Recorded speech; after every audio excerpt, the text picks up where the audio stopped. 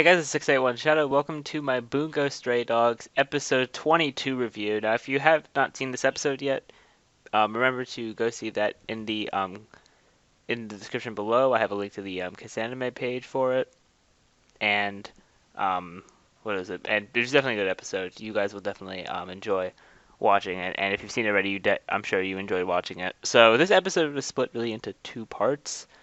The first part was that Rompo gets a challenge from the guild, and it just so happens that he gets challenged by um, the guild's very own Edgar Allan Poe, which is another American author reference.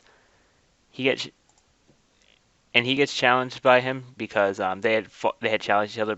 They had faced off before. So and since they faced off before, he wants to and Poe lost to Rompo. I think it's like 6 years ago. So he wanted to challenge him again. So he took 6 years of his life to make this novel. Instead of a novel where Rompo would have to guess who the killer was, and it was the kind of thing where the killer, you wouldn't be able to see the killer, and well, the killer like wouldn't be visible in the story really. And Poe's ability it makes him able to take people and put them directly inside of a book. So he took Rampo and who was accompanied by Yosano. They they opened the book and they had to find out who the murderer was, which was pretty interesting thing. And what's crazy is that in the book they could not use their gifts, which means Rampo could not use his quote unquote ultra deduction, which is not actually a gift. We did find out in episode 5 that he's not actually gifted, but he's like under the impression that he is gifted. So he goes through this trying to like reason out with like all the people who are in the mansion and stuff, and then and so like they have to like question all the people that are in the mansion and things like that, and and eventually to find to try to find out Yosano traps herself in a room. She traps herself in a room so that the killer would come kill her because that's how the first killing happened. And the killer does come to kill her, and it looks like she's gonna die because she couldn't see the murderer and such.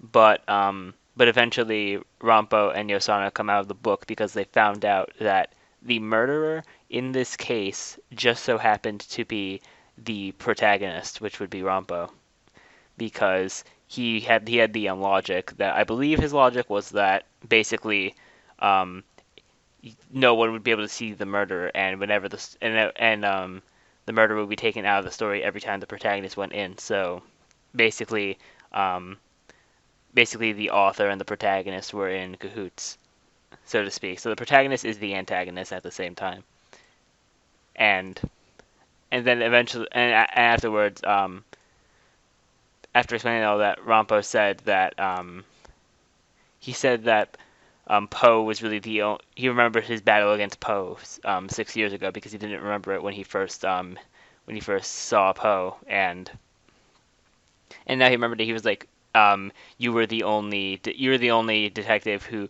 had ever given me like a real challenge, but I have never not been able to get through any challenge, which is quite an interesting thing. And Edgar Allan Poe, it seems like he's part of the guild, but he doesn't care much about the guild's plans because simply like that to simply like that because his wager for Rompo to do his challenge was that if Rompo won, then um, Poe would give away the guild's weakness, which is how to stop their flying fortress, the Moby Dick. So that's really the first half of the episode where how Rompo and Edgar Allan Poe doing the whole mystery detective thing, and then really in the second half, well actually more like second third because that took like a third of the episode. In second third they're Dazai and Rompo trying to devise a plan of how to get the Moby Dick down. So they were thinking they're trying to find ways of getting it down. But they eventually came with the best that their best way of doing that was to have a solo infiltration, and they chose Atsushi for the solo infiltration. Then we get another revelation with Mark Twain. It seems like Mark Twain captured Lucy, which was the girl who let Atsushi escape the Moby Dick in episode, I believe it was 19 or 20. I'm forgetting which one it was. I think it was 20 though. Yeah, it was 20.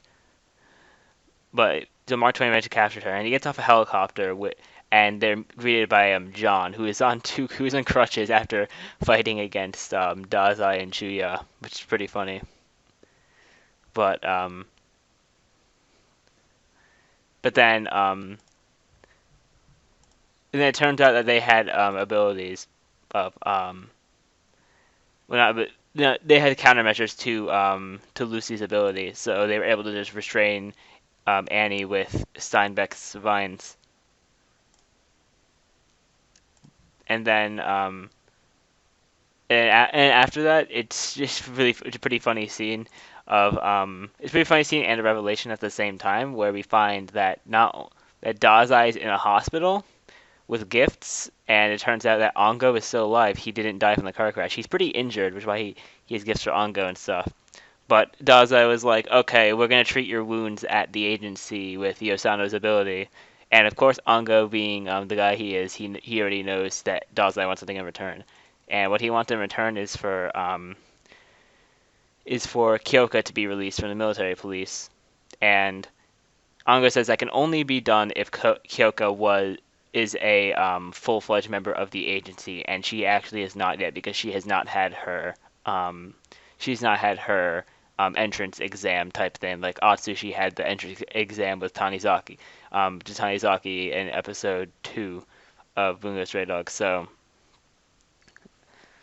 Kyoka, they may not be able to get Kyoka out of where she is. So then afterwards, they go to the library, which has like a mini helicopter there where Tanizaki's gonna fly Atsushi in, and so Atsushi gets in nicely, but it shows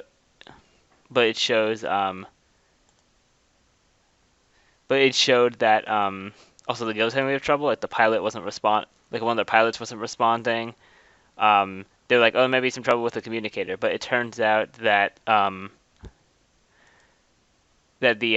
Akutagawa had infiltrated one of their planes on the Moby Dick, and Akutagawa is just going on like a rampage. And we also find out that most of the guild has evacuated the Moby Dick because the guild is going forth with part 2 of their emergency of the Yokohama incineration plan, with part 1 being the Curse with Q, and this is part 2, which is called the Moby Dick bomb, because Moby Dick is such a big aircraft that they're just going to crash it straight into the city to cause a bunch of destruction and the war, and they're crashing it directly where the agency and Port Mafia headquarters are, so that it would annihilate both organizations, and the guild would win the war. And there are really two main people on the Moby Dick at this point in terms of just the guild. You have Herman is on there, whose ability is the Moby Dick, and he says that he reckoned that if the Moby Dick would fall on foreign land, that he would fall with it. So basically, the old man is giving up his life because he feels, and plus he can't even control the Moby Dick by himself anymore because most of it has become mechanical. So it's really his overall end, in his opinion. And the other major guild member on the Moby Dick still is Francis, or Fitz, however you want to call him, and he's guarding the Fitz is guarding the control terminal, which is where Atsushi needs to go. But then we get the final revelation at the end where Atsushi's running to get to the control terminal, and he meets up with Akutagawa, and the episode ends right there with them face to face. So that was a really hype episode. It was really enjoyable to see Edgar Allan Poe and Rompo and the detective thing, um, and then we're finally going to see an Akutagawa versus Atsushi rematch, and that's going to be that's going to be awesome to see. But anyways, thank you all for watching. Let me know what you thought of this episode in the comment section below. Remember to rate, comment, subscribe, and share this video, and I will see you all next time.